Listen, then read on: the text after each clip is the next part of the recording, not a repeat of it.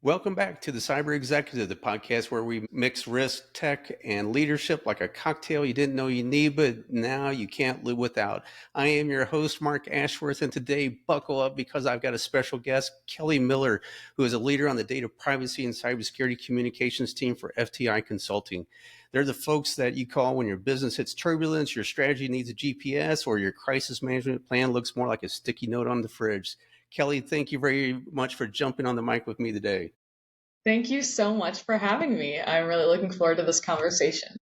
Great, me too. And before we get rolling, do me a quick favor, tap that follow button on your favorite podcasting app and share the Cyber Executive with your friends, coworkers, or that one person in IT who sighs loudly every time someone clicks a suspicious link. Let's spread the cyber love. Now, Kelly, I know AI is a big topic out there for a lot of things, but from a reputation management perspective, what do you see as the biggest risk AI poses to organizations handling personal data right now? Yeah, really good question. And I think the first aspect that we're dealing with when it comes to anything where we're talking about AI and transparency is just this black box effect, is that so many people don't understand AI, and that inherently breeds some suspicion. So there's this kind of loss of control over data once it's ingested into models. And so there's, a lot of potential risks that go along with that. I think there's a perception risk as well. So even if, practices are legal, they may feel sneaky or opaque, and that can lead to trust erosion. Right.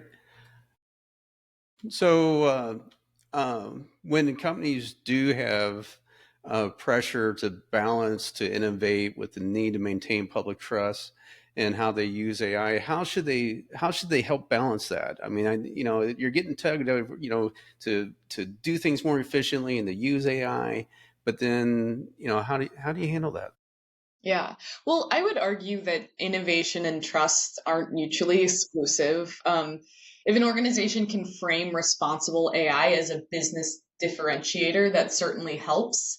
I think that more executives and leaders within their practices should treat trust as a strategic asset and not, kind of take this compliance mindset when it comes to AI. A lot of organizations, I think, are doing that right now, and I believe it's short-sighted, and that if you aren't having these hard, tough conversations across segments within an organization about what is our AI strategy, that you're going to want to have them, once a crisis has already happened. So it's smart to have one now.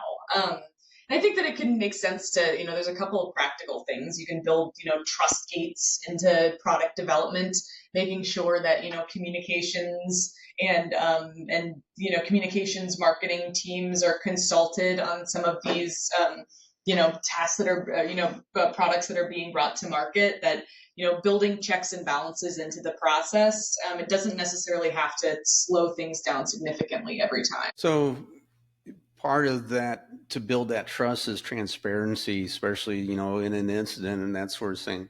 So in practice, what does meaningful transparency look like for an organization, and how AI systems use personal data? Yeah.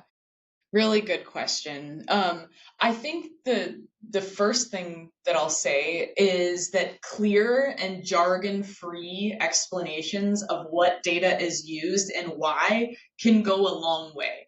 I think that a lot of times when you have these big questions of how can we make sure that people trust this AI that we're using, organizations can overcomplicate it and go too far, when really what we're looking for is just simplicity where it exists. Of course, AI, particularly generative AI, and a lot of these kind of newer evolutions of how organizations are using different models, that can be complicated, and there's not always the most simple explanation for how one specific output came to be.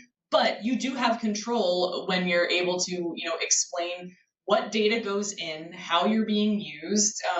How are you also being a good steward to your users, making sure that they're aware of the risks when they're being put forward. And that doesn't have to be an overcomplicated, overly burdensome process. It can just be simple, quick reminders when a user is going to use an AI. Reminding them what they're using this for, how your organization is using that data. I think that there's also a lot of room to, using scenarios that people can relate to when you are explaining, how your AI is being used. Not every, a lot of organizations I think have kind of overcorrected when it comes to transparency in AI, where they're, releasing these really detailed technical white papers, for example. And I would argue that, with every, fulsome explanation of an attempt of transparency that an organization puts out there, you need to make sure that you have the kind of dumbed down version. Not everyone has the same technical prowess, and while it's important to have those details ready when they're available, you really want to make sure that you're hitting the high points at the onset when you're explaining your approach to transparency. And then I also think that it can also just be helpful to just be upfront about limitations and risks. You don't, organizations that are only talking about the benefits right now and, not addressing elephants in the room about, concerns about privacy or what certain AI use will mean for workforce. If you're ignoring those and just talking about how AI is going to save everything, it reads as disingenuous, and so you want to have a balanced conversation. So, with that is trying to build that trust that you're talking about. And do you have some examples where organizations either lost or gained trust because of the way that they're communicating about AI and privacy? Yeah, without naming any Yeah, organization, definitely don't name anyone. We of don't want course. anyone in trouble here. So, No, but I do think that there was definitely a trend of early generative AI companies, saying we don't store data when it turns out they absolutely did. That's a huge credibility loss. It's the same thing that we see in cyber incidents, which is where I spend most of my time, most of my hours in a day when organizations they're hours out from a ransomware incident and they might feel very confident you know in those first few critical hours that, oh, I don't think any of our data was taken or touched. And it's not really smart to to say that publicly before you know what the truth is. I think it's even harder for an organization that at a certain level they knew what they were doing with data. What storing that data looked like. I think a lot of those instances were examples of technologists and executives and communicators not necessarily using the right language with each other for them to understand what actually was being done on the back end with data and AI systems. But yeah, I think that was a pretty good example of some credibility loss. I also, I remember a couple of instances after ChatGPT really first, hit society in a big way. And I would say, I would argue that it's still happening today. There's just a lot of sloppy use of generative AI. I think that savvy daily generative AI users, like folks that use ChatGPT for a couple tasks throughout the day, even that population, which is pretty large, can spot disingenuous AI use pretty easily. And it's not just, the use of M dashes, while that's still definitely a giveaway. There's just a tone to, things that I'm reading throughout the day where I can just know it's like at least one of the drafts was, spat out by a chat GPT, and it just doesn't read well. And so I think that's another use of like, if I can spot that, and I'm certainly not a technology expert, I'm a communications person, but if I can spot that, then that doesn't give me a whole lot of trust in how an organization might be using AI overall. so what I'm hearing is you probably shouldn't use AI to draft your company announcements on it, something critical as this. Is that what I'm hearing you say there? Yeah, I certainly don't think that that's generally a good idea. And I'm not a person that says, no AI in any of, the work that I'm doing. Um, I think I would argue that there's even a difference between a sloppy prompt and a very good prompt when you're using something like AI. There's a lot of great uses for technology for its efficiency, but if you're hit by a ransomware attack and you just go to ChatGPT and say write me a statement and don't do any editing, yeah, that's not going to look very good. So obviously there's reputational implications there. So how do you see boards and executive teams being more accountable for reputation when it's an AI related issue? Yeah, very good question. And I kind of think that we're going to see the same thing play out that we did with cybersecurity at the board level. Now I would say that for boards, cyber literacy is kind of table stakes, and AI accountability will probably follow that trend of it's going to be a matter of you're just going to look bad if you don't have knowledge and savvy and expertise at the table at an executive and board level. I think that a lot of boards, when we, a lot of what I do in, communications world is worry about, the things that keep leaders up at night. And AI is the number one answer for so many organizations right now.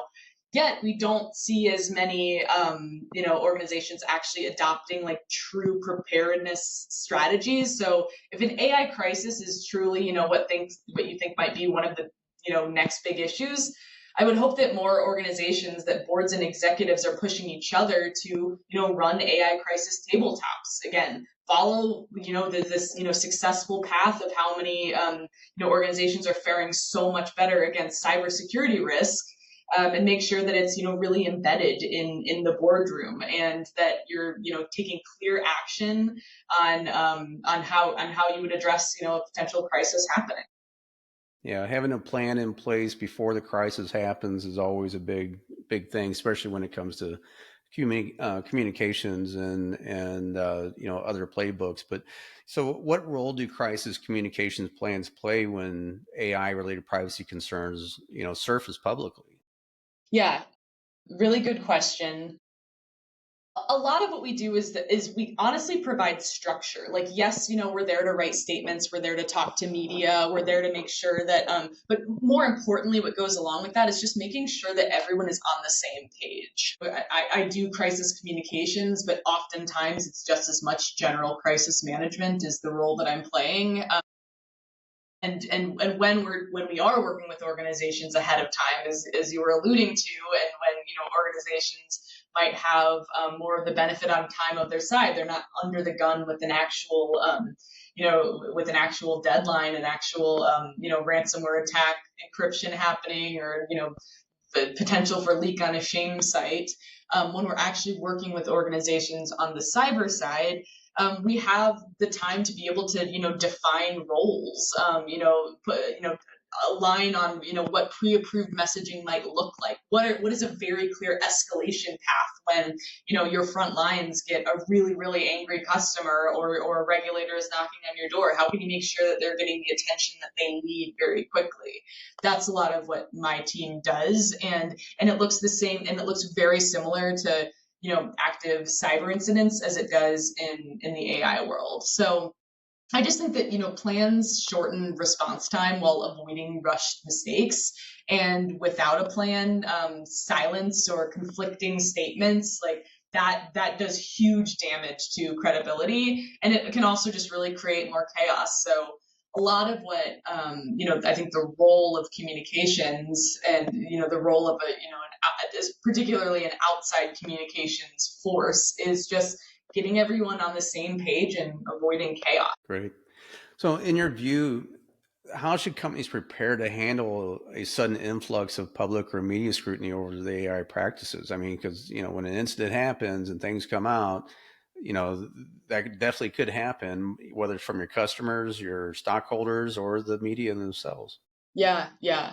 Well, I think that, I use that term, keeping you up at night. The AI related issues for each company are going to vary, but there's a standard set that many organizations should be worried about. And so I think, get your senior teams together, think about like where are we taking on the most risk? What are we most valuable? I mean, what is keeping us up at night? Where are our most valuable assets of our reputation?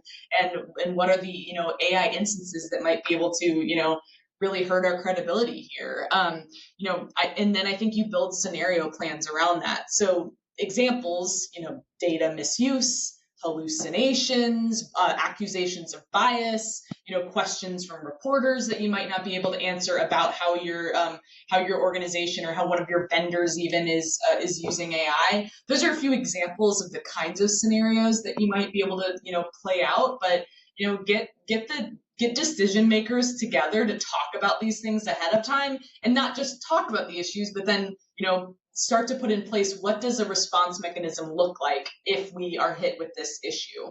I mentioned tabletops. I think that that's a really, really effective way to strategize. They're super common in cyber world, as you know, and I think that any organization that's gone through a good tabletop knows how valuable they are, and it's a good way of creating that real, what is this going to feel like when we're in an incident, when we're in an AI incident. It can help you get in that mindset, but again, you're not under the gun. You have a little bit more time to be able to breathe, to be able to relax, to to have thoughtful conversations about these difficult questions around AI, so that you're not totally scattered when the answers have to you have to produce answers. So I think that's that's what I would say. Okay. So, those tabletops are very critical to help develop strategies, whether it's communications, whether it's how to handle things in an incident, or whatever, that might be, or the component, how the business is going to keep working, and or however. So, from a communication standpoint, how can those strategies help reduce the confusion and misinformation when planning technical concepts like model training or data use to non-technical stakeholders? Because I know it's very easy, as a technical person, to do that translation to even business to not be technical. So to go even one step further out to maybe just a customer or something, how can they having that strategy in place help? Yeah, absolutely. I am always preaching for visuals. I think that, you know, a good old fashioned infographic, a flow chart of where data goes, like those things are so helpful when it comes to these really complex issues. Also, analogies, and organizations will know their stakeholder groups best. Talk to the folks in the terms that they might understand a little bit better. And just making sure, again, avoiding all of that jargon, making sure that things are quick, snappy. You can always supplement with those deeper dives on the technical aspects, but have that higher level, like bullet point, explanation of, how you're using AI, how you're avoiding, certain risks, the checks and balances that you have in place, all of that, to be able to, very simply communicate that. It's not the easiest, because these are really complex, difficult, it can be very complex technology, which is why, again, you want to be able to have these conversations, cross segment communication ahead of time, so that those technologists can talk to those communicators. You can find some common language to be able to develop, communicate things accurately, to then get that language on your website, into the hands of your customers, again, ahead of the time of an incident, so then you can just kind of refer back to that, instead of having to produce something new when a crisis hits. Right. So, what are some practical ways organizations can embed privacy resilience into their broader brand and trust strategy? Yeah. Um, One thing that I've said is that, privacy policies are obviously, I mean, talk about table stakes, like it is, as, I don't know any organization that really has, that doesn't have some sort of, that doesn't need to produce a privacy policy of some sort of within some sort of jurisdiction. I mean, everyone has got their kind of basic legal language around a privacy policy, but that's not a communication strategy. It shouldn't be a communication strategy. So don't rely on the legal jargon that you have to have on your website to check a box, or to, to comply with GDPR or whatever, whatever jurisdiction you're operating under. Don't rely on that to tell your story. Make sure that it's not only just in the fine print of your website, but if privacy matters to you as a brand, or if, if you've, had those rough conversations, those like very tangible conversations about, what does data privacy mean to us as an organization? How are we protecting our users? What guardrails do we have in place?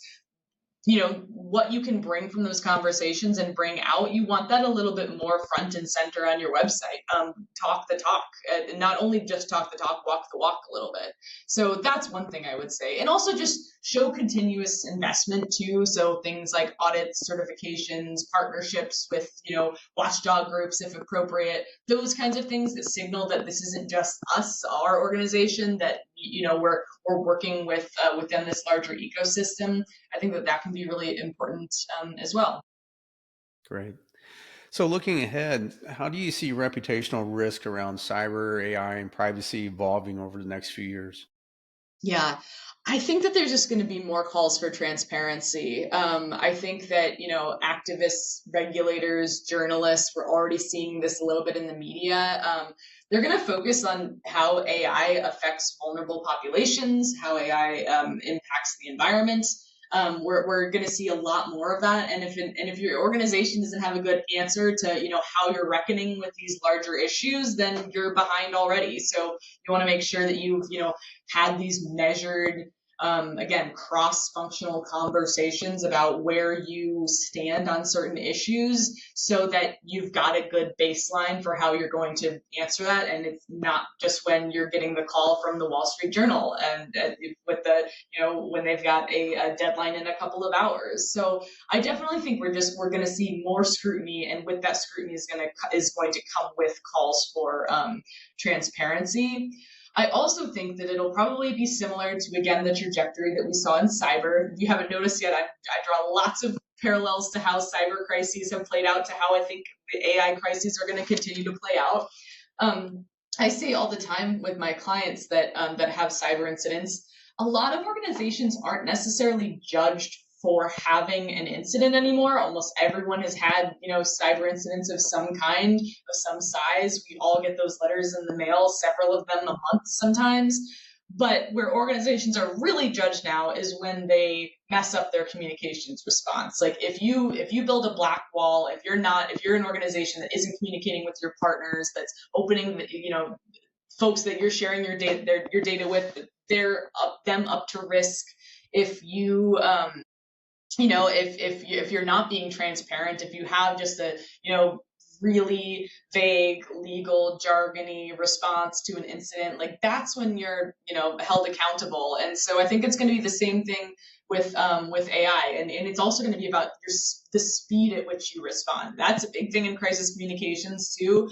A no comment is a comment in itself, and so if you're, if you're getting scrutiny and your organization doesn't have a response yet, or if your response is, very generic holding language, you're going to get judged for that. So I think that it's important to, think about those things ahead of time. Great.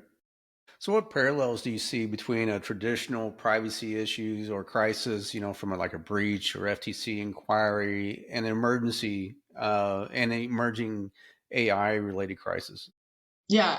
So there's a lot of the same dynamics, right? There's going to be lots of uncertainty. When you get that first reporter question, a lot of times I'm working with organizations that have had a cyber incident, and, a question from a reporter might be like, how did they get in? You don't have that answer. You can't hide that from them. I mean, you might not necessarily want to share that with the reporter anyway, but like there's just so many periods of uncertainty because things can be so technical and so confusing and chaotic at the beginning. So that's going to be the same thing with AI crises and regulatory scrutiny as well. I think that it's going to be interesting to see, in the U.S. how this administration very obviously pro innovation, but they have a lot to say about the way that AI is governed, and it seems to be so. So again, there's still going to be regulatory scrutiny. So you're going to want to make sure that as an organization, you're not only answering to your consumers, but your customers, but also to the regulatory environment. And then the same thing, reputational pressure.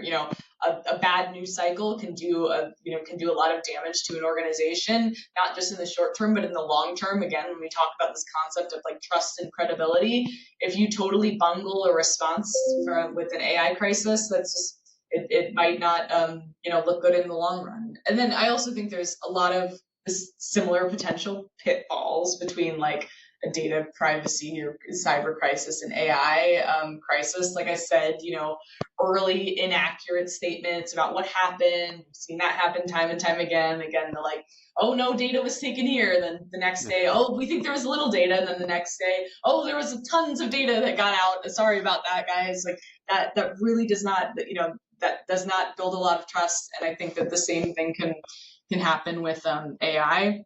I think that there's also, another pitfall that I would point to is underestimating public concerns.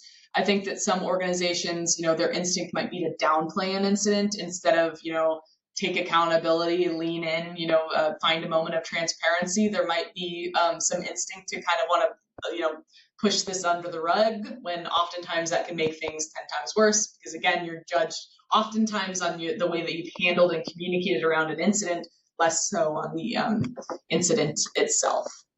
Yeah, I agree. So employee communications is very important during a crisis. So what sort of internal guardrails for AI usage that companies have for their employees? Yeah, that's a really good question, because I think that a lot of organizations, like today is when they're really grappling with this. There was, a lot of hype around AI, and then a kind of period of like, let's wait and see. And now organizations are starting to really operationalize a lot of this in a real way. And again, I'm gonna pull from some examples of cyber, of how so many organizations have gotten so much stronger from phishing tests, for example. I think that we should be doing similar activities, from AI. See if your organizations can spot, AI use. See if, if you have like certain hallucinations of a citation, for example, how many folks can actually identify that ahead of time and when they're reviewing work. So I think that just building this into the whole of employee experience is going to be really good, and just making sure that it's not a one and done type communication about AI. From talking to some of my customers, I think that a lot of organizations got a really long, nasty legal note about how you can and can't use ChatGPT like last year at some point, and they haven't really heard anything since. And so, like, now is you don't want to just communicate once a year, and again, you don't want this compliance mindset about employees' AI use. So think about examples. Talk about ways. Hey, here's one way that we want our employees to use AI. Here's one way that we don't want them. Give very concrete examples of how your employees might be using this day to day, and very clear do's and don'ts, for example. I think that can go a long way. And again, visuals. Like, I love just making sure that, again, your employees can be huge brand ambassadors for your organization. So how are you explaining to them how your organization is using data? Because they're going to absorb that, and that's going to get out to the other stakeholder groups that you're also really interested in. Yeah. So one of the problems during an incident is that sometimes organizations feel that they need to uh, release something really quick, a public statement or disclosure versus having some accuracy on what's going on. And, for sure in a cyber event and AI incident, I'm assuming is going to be the same thing here. So what's some strategies to help manage that tension, to keep from saying something too quick and waiting until you have more and the correct information to submit? Yeah, that's a really good question. I have like one simple answer, and it is to shorten review cycles and align on like what an approval is going to look like in a time of a crisis. I have seen so many organizations just they just let hours and hours go by of like critical time, and you could be in front of your stakeholders, not because they don't know what they're probably going to say, but because it hasn't made it up the approval chain yet. And so, a lot of organizations, like a press release of a product, update, for example, that could take weeks to get approved, and you just do not have the luxury of time when it comes to a crisis. So understanding, who are the absolute critical people that you need in the room to make sure that something is accurate and truthful and as transparent as it can be. The technology team, for example, security team, for example, if you have, risk professionals, all of those people, they need to be able to input, but not be, not hold up the process. So making sure that you're aligning in a kind of approval procedure process ahead of time that can get decisions done quickly is absolutely critical. Great. So, how can partnerships between legal, technical, and communication teams be structured to avoid missteps during an AI related crisis?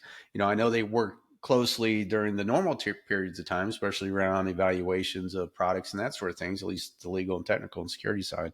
But what about during a crisis situation?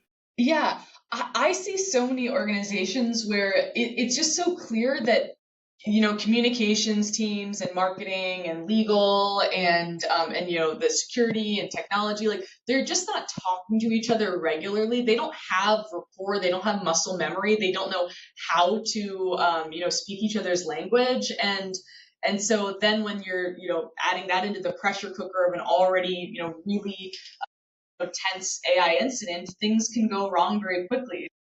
I would say that the number one mistake that I see is that you just aren't, there's not integrated communications on a regular basis. It's only when something's gone wrong.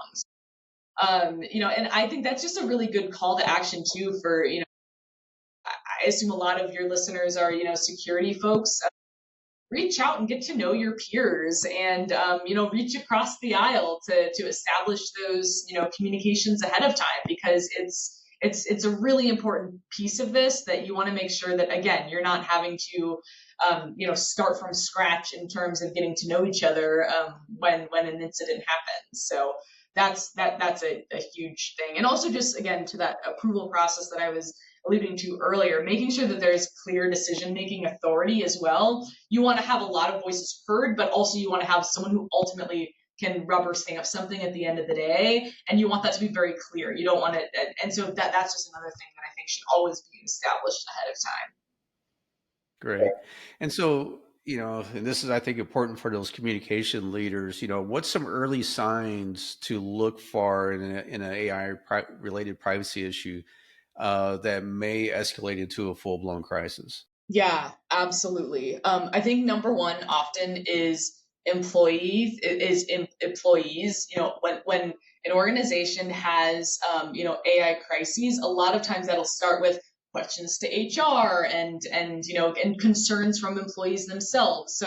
And any employee that's not properly listened to could turn into a whistleblower of some sort, even if the issue that they think exists doesn't actually exist. If they're not like communicated to clearly, that's a risk for your organization. So I think that listening to those channels is really important. That's why HR is such an important function within this larger conversation as well. Also, again, if you've got if the media inquiries are starting to pile up, you've got a set of those in your inbox that you haven't been able to get back to because you're dealing with a crisis, or you're dealing with an issue that might mean that it's becoming a crisis. We also always encourage our clients to monitor social media as well. I find that Reddit specifically seems to be like the channel where some of these issues start to percolate, and you can get a little bit of intel ahead of time. And then beyond that, I would just, anyone who works at, in the crosshairs that involves AI risk, make sure that you're following the news on a day-to-day basis. Organizations are dealing with AI crises of some sort almost every day, and a lot of them are covered in, kind of regular business or security news. And so seeing what your, kind of peer competitor organizations are facing can also be really helpful to just make sure, and then, kind of do your own audit. Like, is this a risk that we ourselves could be opened up to? Yeah. Great. So something I do with all my guests, and it'll be a little different here, being that you're more communications versus technical and stuff. But I got a series of questions I always ask everyone, and the first one is, what is something you're tired of hearing about? Great. Well, I will take a very communication centric approach with this. Is that I am so sick of hearing that me or anyone on my team can spin something in communications. It's like, oh, we'll bring in, Kelly or the FTI team to help spin this, spin this issue. That is not our jobs at all. Our we're there to, help make things clear and help again control that chaos. But communications are only ever going to be as good as the actions that exist behind them, unless an organization is going to lie about things and say, oh yeah, Let's hope not. that hole is patched, or we have XYZ policy, of course, that's never our job.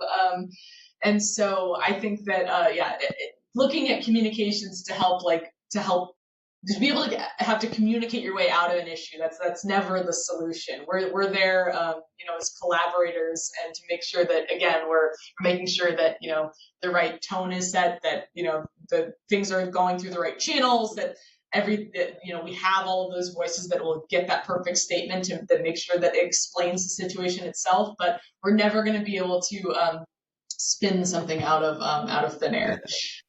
All right, great. So what's something you think the industry could do better? I think that within across cyber is that I think we've done a good job of getting a cyber perspective at the executive level, at the board level, but I still see, again, even just really what I would say is very competent, effective CISOs still can struggle to get enough resources or really kind of accurately communicate risk. We actually do some yearly research on this of kind of the communications issues around CISOs, and there's always really fascinating data. I think it's like 1 in 3 boards don't perceive their CISOs as forthcoming. I think that again, a lot of CISOs can, hide behind very technical language, 100 point slides instead of, here are our three biggest risks, and here's why I need XYZ resources to be able to address that. So I think that, there's been so many headlines and so many like absolute crises happening in the cyber world, but I think that as a whole, we can all work to just get ourselves in the right conversations earlier, and just work on articulating what risk really is. Great. So the final one here. So what's the latest trend that you're watching, whether it's privacy, technology, communication? What's the latest trend that you're watching? Yeah. I think that I'm really kind of we're all seeing real time right now what true like AI transparency really looks like. It's fascinating for me. I really like the idea of this kind of like AI model card, for example. And there's a lot of really good practices of AI governance that are making it into the kind of mainstream communications world of how an organization is articulating themselves outwardly. And I'm excited to see what that actually looks like. I think that it's there's a lot of we talk about breach fatigue in the cyber world, but right now AI is kind of the wild west, and it keeps a lot of people up at night. So I'm really interested to see how organizations are going to meet this call and make sure that they've got some a good program, and have thought about these issues ahead of time to be able to respond quickly and accurately when a crisis hits. Well, Kelly, thank you very much for not putting a spin on how we should handle communications around AI incidents. So thank you very much for being here today.